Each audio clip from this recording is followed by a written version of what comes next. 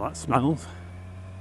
I suspect something's wrong with his brakes, because that rear left brake, well, yeah, rear left, it's got multiple wheels. Rear left brake on the trailer there was just completely locked up as he was accelerating. Anyway, good morning everybody. Slight pause there because I had to check. It's 2 minutes to 12. I'm sure nobody would have grumbled really, but you know, well, they wouldn't have known, would they? Let's took a very accurate plot of the sun's position, and you'd have to find it first. Anyway, enough waffle. I'll be minutes into this before I've even mentioned what my subject is, for I have a subject. Although it could be quite a quick one. It's more of a asking your opinion. Get past this one. And it's asking your opinion about something that comes up quite a lot. And I've always thought I did it right. Or I always thought it didn't matter. And it's on clutchless gear changes. Specifically clutchless upshifts.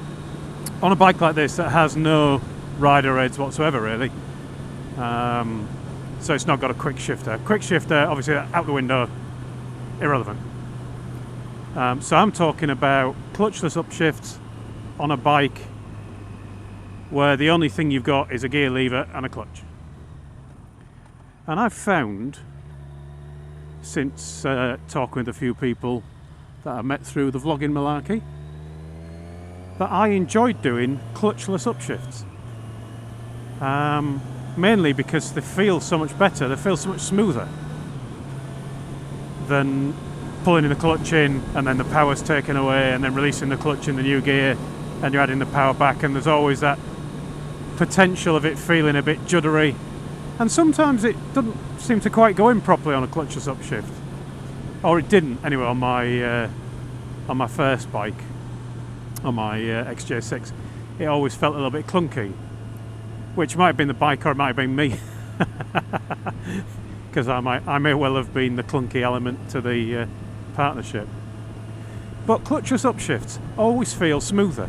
You don't get that jerking through the bike. But I was watching a video the other night. I came across a channel I'd not seen before. Many of you probably know it already. A channel called Pony Power. I think it was Pony Power. If that's the wrong name, then I've either misremembered or I've given away some of my internet browsing secrets.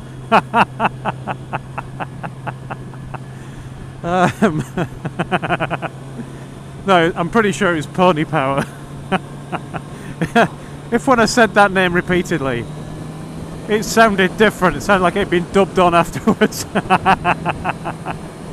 Anyway, the channel I was talking about though, this Pony Power, there's a lot of videos on there about repairing bikes and quite technical repairs, and as I'm thinking about projects again, I've been watching that kind of thing. And I was watching his videos on how gearboxes work, where he's dismantled gearboxes, showing you all the parts, and he's rebuilding gearboxes on some bikes. Them bumps there, even though I've had my suspension done, them bumps still get you going. Still bounce, you can probably hear the bouncing in my voice. But so I've been watching them, and I noticed that one of the suggested videos on his channel was something along the lines of clutchless gear shifts, are they a good idea? I thought, well, have a look at this, because here's somebody, you know, most of the time you hear about clutchless shifting, it's from people who do it and trying to justify it, or people who don't do it and are trying to justify why they shouldn't do it. But very rare do you see somebody actually with a gearbox in pieces to show you what happens. So I was watching this video, and I'll put a link to it down below, and if you haven't seen his channel and you like the technical side of motorcycling, then it's worth a look. But I'll definitely link to this particular video.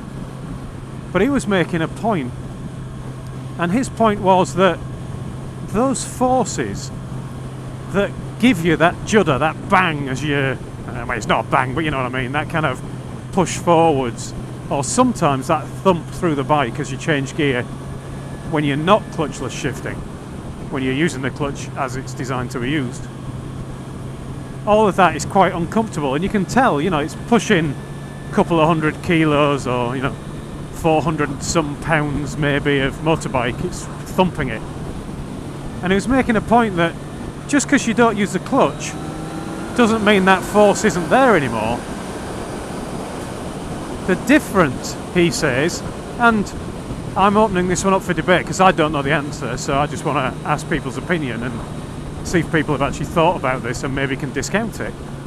But he says that thump, that transfer of power that would normally go through the entire bike and be enough to shake the entire bike, now just goes through your gearbox. Or more importantly, just goes through the dogs of your gearbox. The dogs are the gears and the recesses that the dogs go into. And he actually had a gearbox in pieces, and he was showing you what he said was damage caused by clutchless shifting. You could see, he says there's 2 points. You get a whack when the dog goes in and might not hit the recess properly, and even if it does hit the recess properly, presumably it then can clatter on the end of the recess where the gear actually engages, and that can cause damage. But he says also when you're coming out of the gear, as you're flicking up from 5th to 6th, let's say, as you come out of 5th, he says it can damage the dogs on 5th and can damage the recesses on 5th.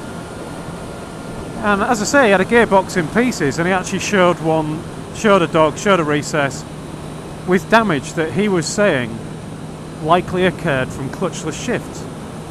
I have to say it's put me off doing clutchless shifts a bit, because I don't want to damage my gearbox. And the damage was small, but obviously little bits of damage over time add up to big damage. Now in the past I've only kept my bikes for about a year, but you know, I'm really enjoying this bike and I want to keep it a long time. And I want to give the gearbox some hammer, but only by riding it for fun, not by damaging it when I don't need to. So, opinions please in them there comments. Let me know. Anyway, that's enough waffle from me. I waffled at the beginning. I got my point across hopefully. Let's see if I can keep it down to less than 15 minutes today. Thanks for watching everyone. Ride safe, and I'll talk to you all again soon.